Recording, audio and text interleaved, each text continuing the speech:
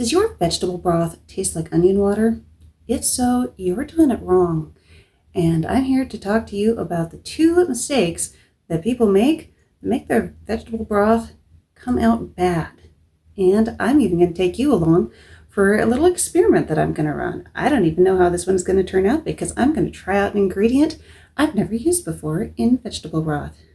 Welcome to Make, Mend, Grow with Diana. Today, vegetable stock. But we are not going to use whole good vegetables. Oh, no. What a waste. We're going to use vegetable scraps.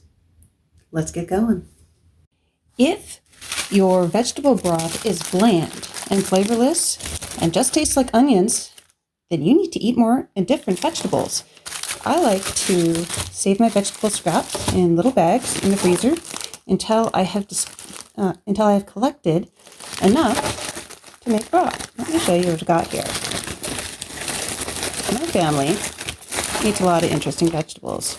Got, rutabaga top, radish tops. I think these are garlic chives, garlic peels, lots of onion skins. What are you?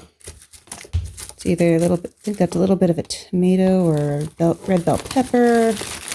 I've got more onion. Yeah, it's perfectly fine to bring along onion and garlic skins. They're classic for a reason. A bit of mushroom stems here. Shallots. I've got squash guts in here.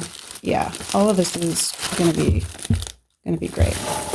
But told you I was gonna run an experiment. I've never before used beet peels or beet tops in my stock. From what I've read, it's a really strong flavor and it will definitely turn the broth a deep red or purple color. I'm going to do two different batches of broth. One with the beet peels, one without, because I think that the beet peels will probably overpower a lot of stuff if I include them. So this is going to be the stock with the beet peels.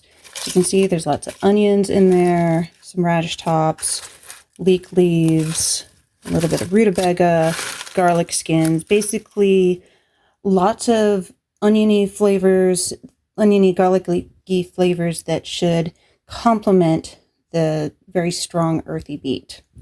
And over here, we have more of an eclectic mix.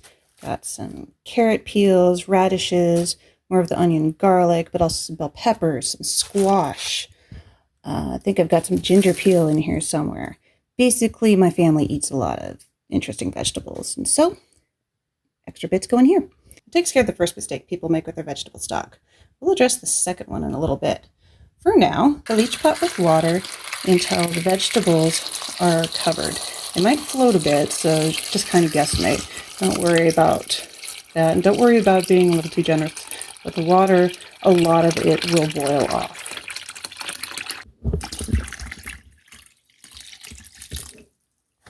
Yeah, maybe don't fill them quite as much as I did, but I guess I'll leave them uncovered for the first little bit of boiling. But once the water gets down to a manageable point, turn it down. Once you got your water and your veggie scraps in the pot, turn it on medium and let it come to a boil. If you did not fill them up quite as much as I did, then feel free to cover the pot to make it boil faster.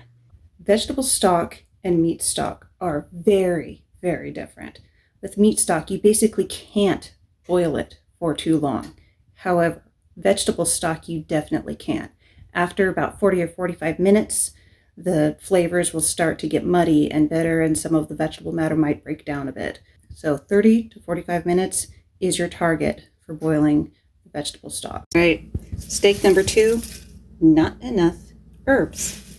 Here I've got some lemon verbena, sage, oregano, got some chives, more sage, a bunch of thyme, rosemary, sweet marjoram. This is just stuff that was growing in my yard. You can get from the store, you can use dry, whatever, but you absolutely must have some herbs. Anyway, since I just got these from out my yard, I'm going to let them soak a bit. Mistake number 2, you don't use enough herbs. You can use fresh, you can use dry, but you gotta use them because there is just not as much to vegetable scraps and for vegetables in general as there is to meat. So I gotta give them a little help. Anyway, fresh herbs, dry herbs, spices, whatever. In my case, I just went out and got a bunch in my yard. And once you do, if you are growing them, rinse them. If not, just wait. My stock has only been cooking for about 15 minutes, so it's way too early to add those herbs now. They are delicate. If they cook for too long, their flavor will actually reduce.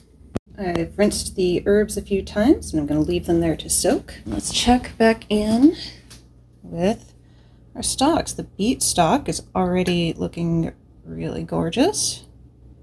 And looks like the other stock is also starting to get a nice color to it. I like to have a pair of tongs to kind of poke things around, make sure that things get submerged and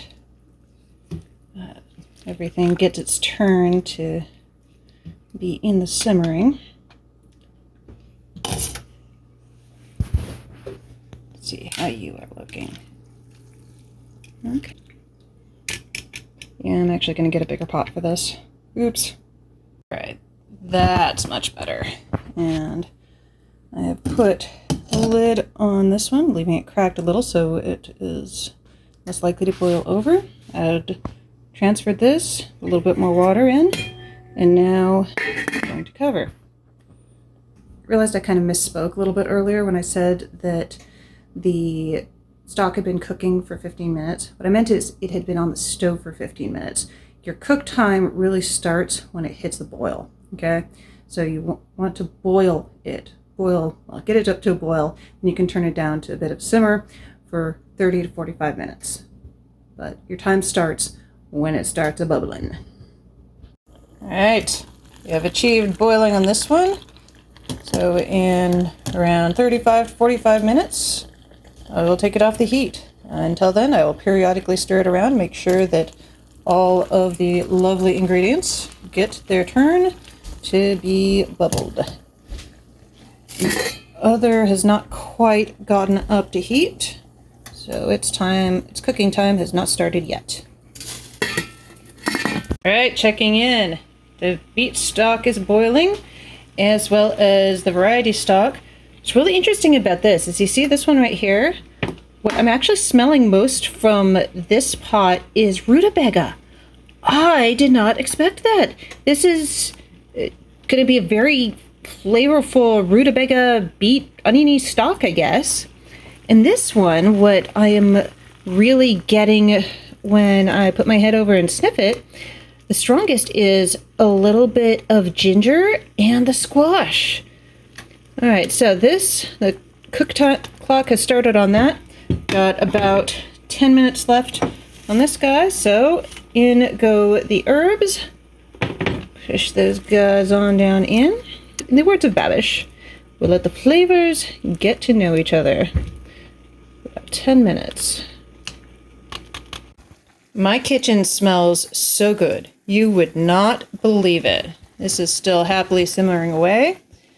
This now smells really strongly of thyme, which is a wonderful offset to the rutabaga. Anyway, it's been simmering with the herbs for about 10 minutes. I'm stove off. I'm going to put the lid back on and move it off the heat. At this point, the beet vegetable stock is done. At this point, I could just strain it and put it into another container, but I'm going to can it. And when I can it, I would like to do both of these at the same time. So this point is done, but if I tried to taste it, I would burn my tongue. So also, I want to taste both of them at the same time, so I'm going to let the other one finish, and then we will do a taste test and compare. Okay. Time's up. This smells really good. The thyme, again, is coming forward really strong, but also the rosemary. I'm going to take this off the heat and let it rest for a bit, and then we'll come back for a taste test. Okay, tasting time. I'm going to start with the beet. The color is almost golden here.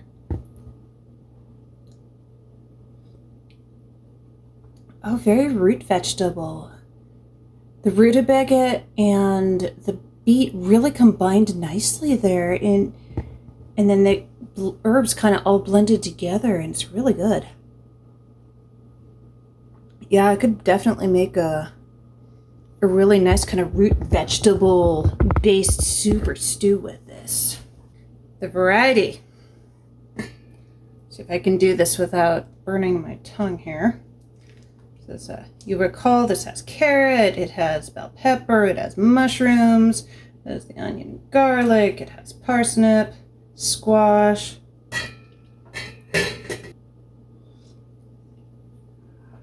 Oh wow, yeah. The squash and the herbs really came forward on this. A little bit of the carrot, a little bit of the ginger that was in there. Yeah. And the thing is, before you add the herbs, all of the vegetables kind of taste really flat. When you add the herbs, things just pop after that. The herbs make the vegetables more like themselves. They make the vegetables shine. It's amazing. All right, now, next step is I'm going to strain all the solid matter out of my stocks, and then I'm going to can them. Now, keep in mind, this is a stock, not a broth. Difference is a stock is just kind of a base. It's a broth you could just take and drink as it is. It's done. It's complete. A stock still needs a little bit more, like especially in this case, honestly, it doesn't need a lot, but salt and pepper is what I would probably add if I were going to move this from the stock category into the broth category. But since I'm going to can it anyway, it doesn't really matter. Okay, and here is my final tally of the vegetable broth. 5 quarts, 6.5 pints. This side is the regular vegetable broth. This is the beet and rutabaga vegetable broth, which I am calling rutabaga vegetable stock. Always label your stuff. Here's the final kind of color comparison. It's pretty subtle. I honestly thought there would be, based on how it looked during cooking, that there would be a much more distinctive color difference here, but there wasn't. And that's that. That was a really fun experiment. One of the things I love about vegetable broth is that it's much more variable than the meat broths. The range of flavors in these 2 batches is just night and day, and you can adjust the flavor of your vegetable broth depending on the scraps that you have on hand, as well as the herbs and spices that you add in. Well, what do you like to put in your vegetable broth? Let me know in the comments below. In the meantime, thanks for joining me here on Make, Mend, Grow with Diana. If you feel you got value from this video, please like, subscribe, and hit that bell icon. And I'll see you next time on Make, Mend, Grow with Diana.